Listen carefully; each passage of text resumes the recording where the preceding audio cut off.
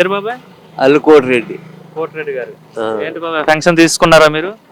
Pension తీసుకుని మీ friends అందరితో మాట్లాడడానికి వచ్చేసారు ఇక్కడికి? ఏదో కూర్చుంటా రోజు రోజు కాసేపు. వస్తారు ఇక్కడికి? అంటే మాకు ఏరియా పనులు పాము అయిపోయింది మా పని.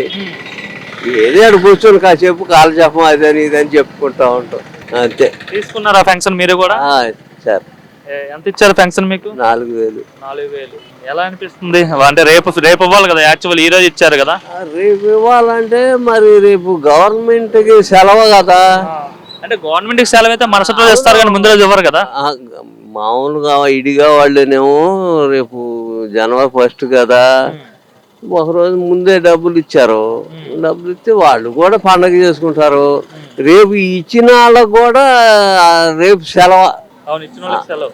అందుకని వాళ్ళు కూడా ఇవ్వాలి, ఇస్తే రేపు వాళ్ళు కూడా పండగ చేసుకుంటారు మాతో పాటు. అది ఎలా ఉంది? ఎంతమంది ఎంత వచ్చేది పెన్షన్ మీకు? మాకు 2,250 కాడి నుంచి మొదలైందండి జగన్ వచ్చిన కాడి నుంచి. ఆ నుంచి చివరికి ఏటా 250 రూపాయలు పెంచి చివరి సంవత్సరంలో 3,000 ఇచ్చారు. మరి ఇప్పుడు చంద్రబాబు స్టార్టింగ్ 1,000 రూపాయలు పెంచేసాడంట, నిజమేనా? చెప్పాడు, ముందుగానే చెప్పాడు. మేము గెలిస్తే 4,000 ఇస్తామని అన్న ప్రకారం ఇస్తున్నారు. అది ఒక్కటే. ఇక ఈ పిల్లలకి బొల్లలకి చదువుకునే వాళ్ళకి అవన్నీ ఆగిపోయినాయి. మా ఊళ్ళకి ఎలా ఉంది పెన్షన్?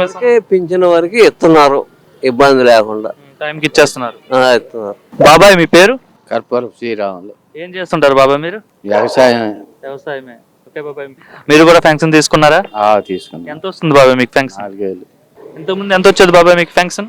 ఇంతకుముందు 2 ఏళ్ళ కాడి నుంచి 3 సంవత్సరాలు ఈయన పెంచుకొచ్చాడు జగన్ గారు. ఈయన వచ్చినాక నేను 4,000 ఇస్తానన్నాడు, 4,000 ఇచ్చాడు. చెప్పినట్టుగా చేసేసాడా? చేశాడు. అనుకున్నారా చేస్తారని చంద్రబాబు?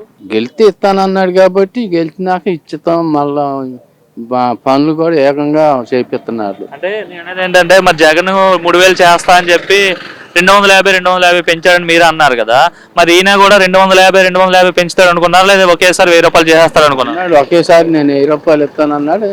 ఇవాళ అన్న మాట కానించి 3 నెలలు కానీ 4 నెలలు కానీ మొత్తం కలిపిస్తాను.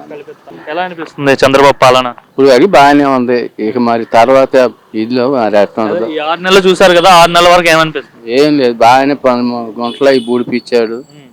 అంత లైన్ గానే వచ్చింది. మరి రాజధాని కూడా మా లైన్ రేపు జనవరి నుంచి మొదలు పెడతామని అంటున్నారు.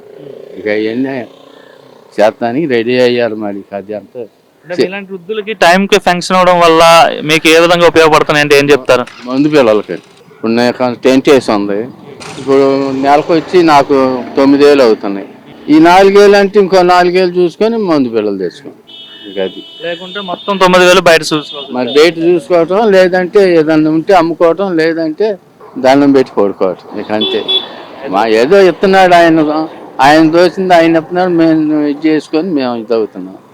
మామూలుగా బియ్యం కోటా బియ్యం ఉండవు కదా, అవి మనిషికి 5 కిలో కడికి వస్తున్నాయిగా, అవి ఈ కాలం నెట్టుకెళ్తున్నాయి. అది ప్రస్తుతానికి అయితే మీకు ఇబ్బంది లేదు? ఇబ్బంది ఏమి లేదు.